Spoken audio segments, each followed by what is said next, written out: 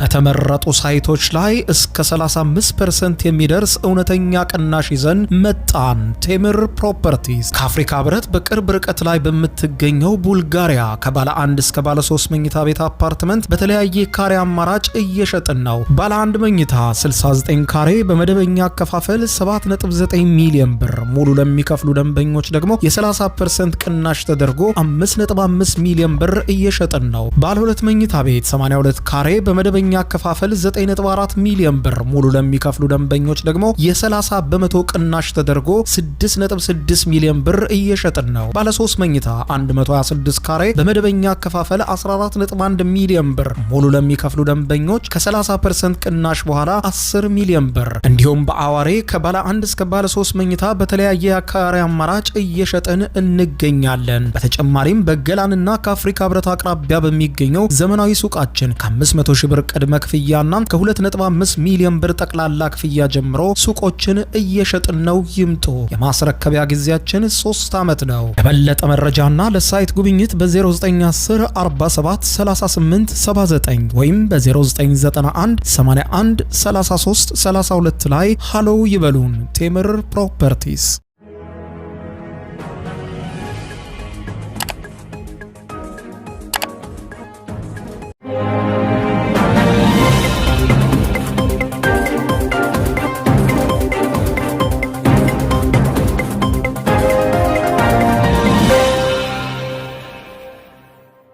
ተናስተልኝ ክብራትና ክብራን የዩቲዩብ ቻናል ቤተሰቦች የሰዓቱን አጫጭር ሰበር መረጃዎች ይዤ ቀርብ ያለው የመካከለኛው ምስራቅን በተመለከተ ሰበር መረጃዎች በየሰዓታቱ ልዩነት በፍጥነት እየወጡ ነው። ዩቲዩብ ላይ ሲጫኑ ቀድሞ ለእናንተ የማስታወቂያ መልእክት ወይም ኖቲፊኬሽን እንዲደርሷችሁ የዩቲዩብ ቻናሌን ሰብስክራይብ በማድረግ የደወል ምልክቷን መጫን አትዘንጉ። ወደ ሰበር መረጃው ስናቀና ኢራን ለ6 ወራት አውዳሚ ጦርነት ተዘጋጅቻለሁ ይቀጥላል ጦርነቱ ስትል የአሜሪካው ፕሬዝዳንት ዶናልድ ጄ ትራምፕ ከዚህ ጦርነት እንዴት መውጣት እንደሚቻል እቅድ እንዲያቀርቡ አስቸኳይ ጥሪ ተደርጓል። ይህንን ተከትሎም ክቡራን አድማጮች የአሜሪካው ፕሬዝዳንት ዶናልድ ጄ ትራምፕ ከሩሲያው ፕሬዝዳንት ቭላዲሚር ፑቲን ጋር ከተነጋገሩ በኋላ ፑቲን ደግሞ ከኔ ነዳጅ እንዲቀርብላችሁ ኢነርጂም ለአውሮፓ እንዲሰጥ ከፈለጋችሁ የጣላችሁትን ማዕቀብ አንሱ ማለታቸውን ተከትሎ ለመጀመሪያ ጊዜ ከ4 ዓመታት በኋላ በዩክሬን ጦርነት ምክንያት አሜሪካ የጣለችውን ማዕቀብ በሩሲያ ላይ ልታነሳ እንደሆነ መሰማቱን ተከትሎ ይህ ደግሞ ዩክሬንን የበለጠ አስደንግጧል። የግጭቱ አድማስ አሁን ደግሞ ዩክሬንን ሰለባ እንዳደረጋት ተመልክቷል። የኢራን አብዮታዊ ዘብ ኃይል ጦር ደግሞ ጦርነቱ እንዴት መጠናቀቅ እንዳለበት የምንወስነው እኛ ነን ሲል፣ እስራኤል ደግሞ ጦርነቱ ያለምንም መቋረጥ አሁንም ወደፊት ተጠናክሮ ይቀጥላል ስትል አስታውቃለች። ቀጠናው ከባድ ውጥረት ውስጥ እየታመሰ ባለበት በአሁኑ ሰዓት አሁንም አውዳሚ ጦርነት እንደቀጠለ ነው። የሚሳኤል ተኩሶች ቀጥለዋል። እስራኤልና አሜሪካ የተለያዩ ኢላማዎችን በዩክሬን ውስጥ መደብደባቸውን ቀጥለዋል። ሁኔታው አሳሳቢም አነጋጋሪም እየሆነ ነው። ዝርዝር መረጃውን ላስደምጣችሁ፣ አብረን እንከታተለው። በቅድሚያም የመካከለኛው ምስራቅ ጦርነት ባጭሩ ይጠናቀቃል ቢባልም ነገር ግን እየፋመና እየጋመ መውጫ ወደሌለው አዘቅጥ እየገባ ነው። ኢራን አውዳሚ ለሆነ የ6 ወራት ጦርነት መዘጋጀቷን ይፋ ስታደርግ የአሜሪካው ፕሬዝዳንት ዶናልድ ጄ ትራምፕ ደግሞ አማካሪዎቻቸው ከዚህ ጦርነት አሜሪካ በፍጥነት የምትወጣበትን መንገድ እንዲያመቻቹ አዘዙ። የኢራን አብዮታዊ ዘብ ኃይል ቃል አቀባይ አሊ መሐመድ ናይኒ ሀገራቸው ቢያንስ ለ6 ወራት ለሚቆይ ከፍተኛ የጦርነት ግጭት ሙሉ በሙሉ መዘጋጀቷንና አቅሙ እንዳላት በመግለጽ ጠንከር ያለ መልእክት ያስተላለፉ ሲሆን ቃል አቀባዩ አክለውም ኢራን አሁን ድረስ እጅግ ከፍተኛ ቁጥር ያለው ሚሳኤልና ሰው አልባ በራሪ አውሮፕላን ወይም ድሮኖች ክምችት እንዳላት ገልጸው ዋጋታችንን እንቀጥላለን ሲሉ ተናግረዋል። ናይኒ በንግግራቸው ወቅትም እስካሁን ድረስ ኢራን ካሏት ዘመናዊ የጦር መሳሪያዎች መካከል ብዙዎቹ ጥቅም ላይ እንዳልዋሉ ጠቁመው በተለይም ደግሞ በሀገሪቱ ከአሜሪካና እስራኤል ጋር ያለውን ፍጥጫ እየተባባሰ በመጣ ቁጥር ገና ይፋ ያልወጡና ዘመናዊ መሳሪያዎቿን መጠቀም እንደምትቀጥል ይፋ አድርገዋል። በተያያዘ ዜና የአሜሪካው ፕሬዝዳንት ዶናልድ ጄ ትራምፕ ከኢራን ጋር ከተገባው ጦርነት የመውጫ ስትራቴጂያቸውን በይፋ እንዲያሳውቁ አማካሪዎቻቸው በውስጥ መስመር ግፊት እያደረጉባቸው መሆኑን ዘ ዎል ስትሪት ጆርናል ዘግቧል። ስማቸው ያልተጠቀሰም ምንጮችን ዋቢ አድርጎ ዘ ዎል ስትሪት ጆርናል እንደዘገበው ከሆነ የትራምፕ አማካሪዎች የአሜሪካ ጦር በኢራን ላይ የነበረውን ዋነኛ ወታደራዊ ግብ አሳክቷል ብለው የሚያምኑም አሉ፣ የማያምኑም እንዲሁም። የአሜሪካ ዋነኛ የጦርነት ግቦች የኢራንን ሚሳኤል ፕሮግራም ማውደም፣ የሀገሪቱን የባህር ኃይል መደምሰስ እንዲሁም ኢራን ለቀጠናው ታጣቂዎች የምታደርገውን ድጋፍ ማስቆምና የኒውክሌር መሳሪያ አብላልታ እንዳታገኝ ማገድ እንደሆነ አስታውሰው በዚህም ፕሬዝደንቱ ይህንን ስኬት ለህዝባቸው እንዲያብራሩና ከጦርነቱ የመውጫ መንደርደሪያ እንዲያበጁም ተመልክቷል። የዋይት ሃውስ ፕሬዝዳንታዊ ቃል አቀባይ ካሮላይን ሌቪት ዘገባውን በጥብቅ አስተባብለውታል። ቃል አቀባይዋም ይህ ከማይታወቁ ምንጮች አገኘን እያለችው የምትጽፉት የፈጠራ ወሬ ነው ሲሉን ያጣጣሉት። እስከማውቀው ድረስ ፕሬዝደንቱ እንዲህ አይነት ትዕዛዝ አልሰጡም፣ አማካሪዎቻቸውም በፕሬዝደንቱ ላይ እንዲህ አይነት ግፊት አላደረጉም፣ ጦርነቱ ይቀጥላል ብለዋል። በአማካሪዎቹ ዘንድ ስጋት የፈጠረው ሌላው ጉዳይ የፖለቲካ ጫና መሆኑን ተከትሎ ነው። ጦርነቱ የሚራዘም ከሆነና የነዳጅ ዋጋ ከዚህ በላይ የሚነር ከሆነ በቀጣዩ የአጋማሽ ዘመን ምርጫ የሪፐብሊካን ፓርቲ ድጋፍን እንደሚሸረሽረው ከወዲሁ ታምኗል።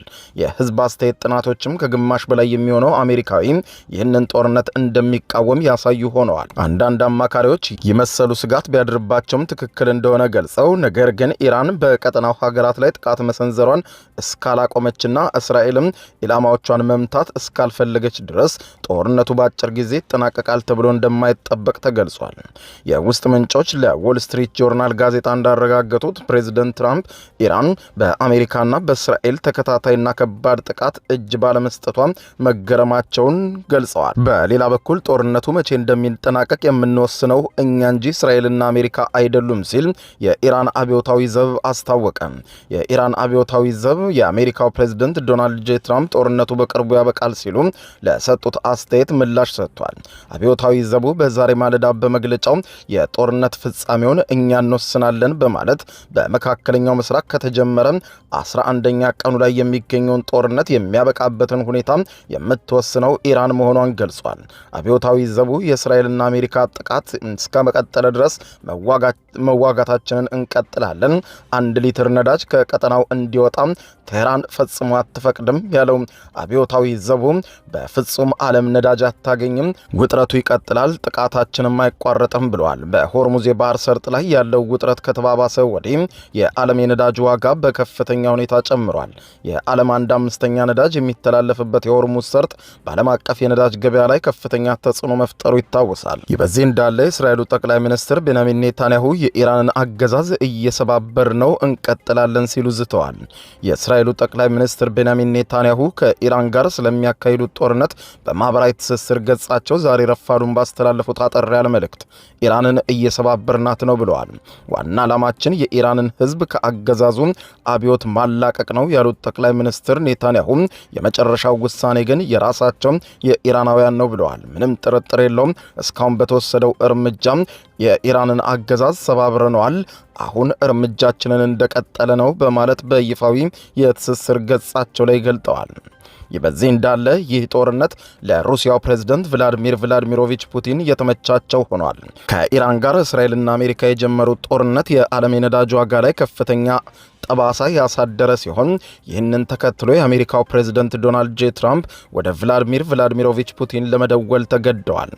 ከተደዋወሉም በኋላ ሩሲያ ነዳጅን በስፋት ለማቅረብ ደስተኛ ናት ያሉት ፑቲን ነገር ግን እናንተም ይህንን ለማድረግ ከ4 ዓመታት በፊት በዩክሬን ጦርነት ምክንያት የጣላችሁትን ማዕቀብ ማንሳት አለባችሁ ብለዋል። የአሜሪካው ፕሬዝደንት ዶናልድ ጄ ትራምፕ ይህንን ተከትሎ ወዲያው በሰጡት መግለጫ በሩሲያ ላይ የተጣሉ ማዕቀቦች እንደሚነሱ ለመጀመሪያ ጊዜ ይፋ አድርገዋል።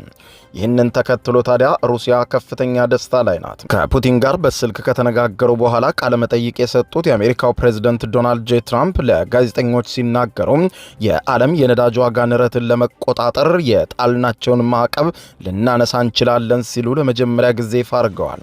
ትራምፕ ለጋዜጠኞች በሰጡት ማብራሪያ በተለያዩ ሀገራት ላይ ማዕቀብ ጥለናል፣ ሩሲያን ጨምሮ። ይህ ሁኔታ እስኪስተካከል ድረስ ደግሞ የግዴታ ማዕቀቡን እናነሳለን ብለዋል።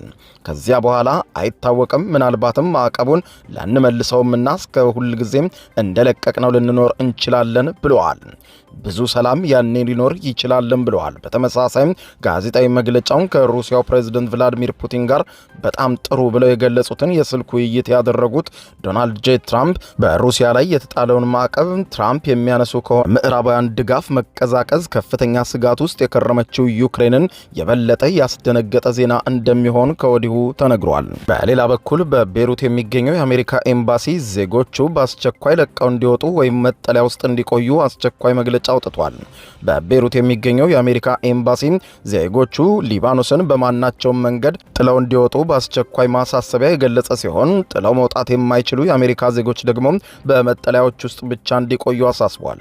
ኤምባሲው በዛሬው ዕለት በሰጠው የደህንነት ማስጠንቀቂያ የአሜሪካ ዜጎች ከቤሩት ራፊክ ሃሪሪ አውሮፕላን ማረፊያ የሚነሱ የመካከለኛው ምስራቅ አየር መንገድ በረራዎችን በመጠቀም ሀገሪቱን በማናቸውም መንገድ ለቀው ለመውጣት በጥብቅ ማሳሰብ እንዳለባቸው አስታውቋል።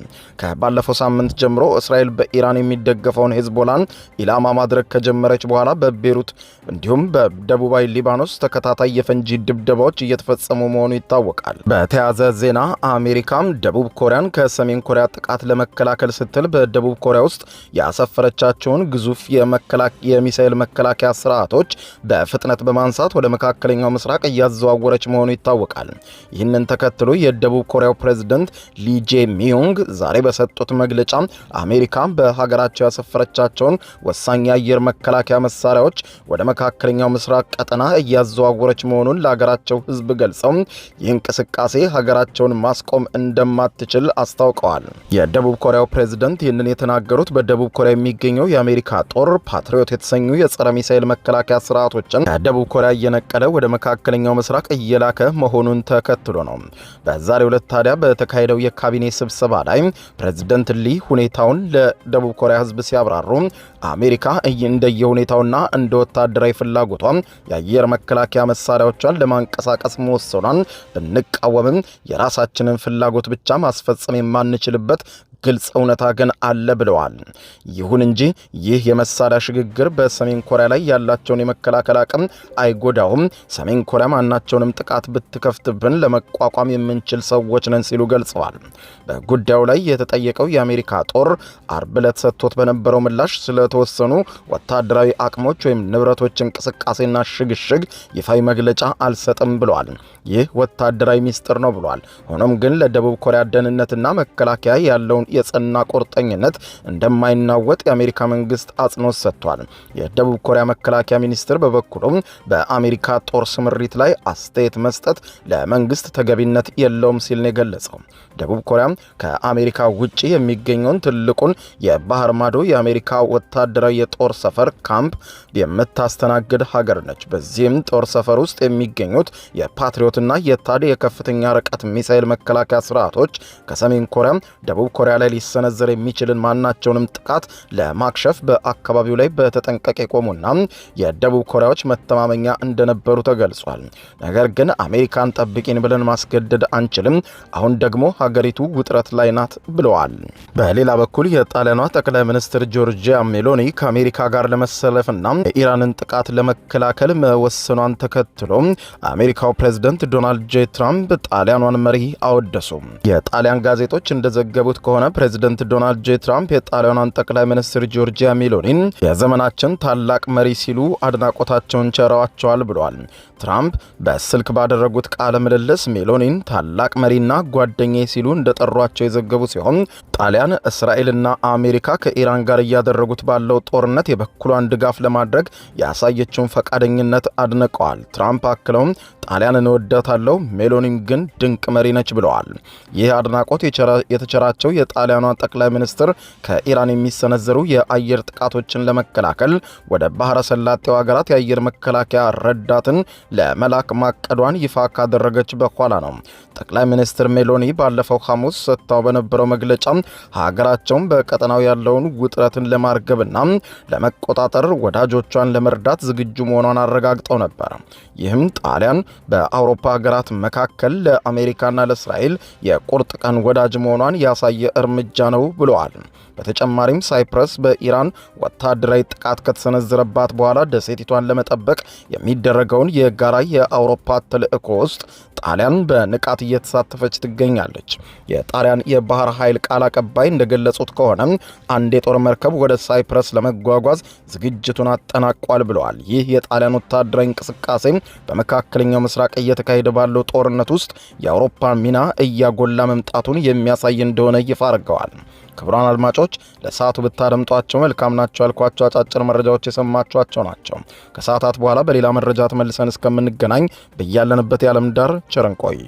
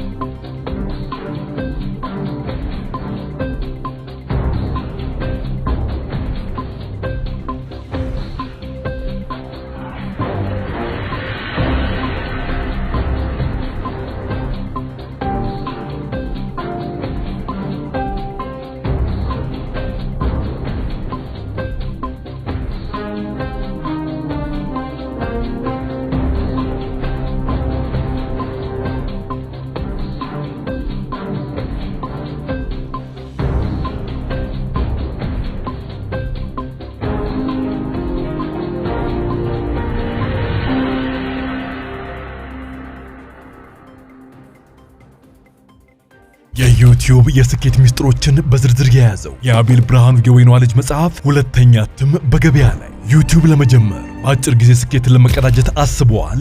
ዩቲዩብ ብጀምር ስንት ብር አገኘሁም ብሎ አስበዋል? እንግዲያውስ በዩቲዩብ 2 የወርቅ 3 የብር ሽልማቶችን ያገኘው የአቤል ብርሃኑ የወይኗ ልጅ የዩቲዩብ ሚስጥሮች መጽሐፍ በዝርዝር ሁሉንም ያብራራሉታል። ዛሬውኑ ገዝተው ህልሞን እውን የሚያደርጉበትን የዩቲዩብ የስኬት መንገድ ይጀምሩ። በሀገር ቤት አከፋፋይ አዲስ አበባ ሜክሲኮ ኮሜርስ መጽሐፍት መደብር። በውጭ ሀገራት ለምትገኙ ከአማዞን ላይ ብታዙ በቀናት ውስጥ ደጁ ይደርሳል። የአማዞን ሊንኩን እዚህ ቪዲዮ ኮሜንት ላይ ያገኙታል። የዩቲዩብ ሚስጥሮች፣ ዘመኑ ጋር ተፈላጊ መጽሐፍ። በተመረጡ ሳይቶች ላይ እስከ 35% የሚደርስ እውነተኛ ቅናሽ ይዘን መጣን። ቴምር ፕሮፐርቲስ ከአፍሪካ ህብረት በቅርብ ርቀት ላይ በምትገኘው ቡልጋሪያ ከባለ 1 እስከ ባለ 3 መኝታ ቤት አፓርትመንት በተለያየ ካሬ አማራጭ እየሸጥን ነው። ባለ 1 መኝታ 69 ካሬ በመደበኛ አከፋፈል 7.9 ሚሊዮን ብር፣ ሙሉ ለሚከፍሉ ደንበኞች ደግሞ የ30% ቅናሽ ተደርጎ 5.5 ሚሊዮን ብር እየሸጥን ነው። ባለ 2 መኝታ ቤት 82 ካሬ በመደበኛ አከፋፈል 9.4 ሚሊዮን ብር፣ ሙሉ ለሚከፍሉ ደንበኞች ደግሞ የ30 በመቶ ቅናሽ ተደርጎ 6.6 ሚሊዮን ብር እየሸጥን ነው። ባለ 3 መኝታ 126 ካሬ በመደበኛ አከፋፈል 14.1 ሚሊዮን ብር፣ ሙሉ ለሚከፍሉ ደንበኞች ከ30% ቅናሽ በኋላ 10 ሚሊዮን ብር። እንዲሁም በአዋሬ ከባለ 1 እስከ ባለ 3 መኝታ በተለያየ አካባቢ አማራጭ እየሸጥን እንገኛለን። በተጨማሪም በገላንና ከአፍሪካ ህብረት አቅራቢያ በሚገኘው ዘመናዊ ሱቃችን ከ500 ሺህ ብር ቅድመ ክፍያና ከ2.5 ሚሊዮን ብር ጠቅላላ ክፍያ ጀምሮ ሱቆችን እየሸጥን ነው። ይምጡ።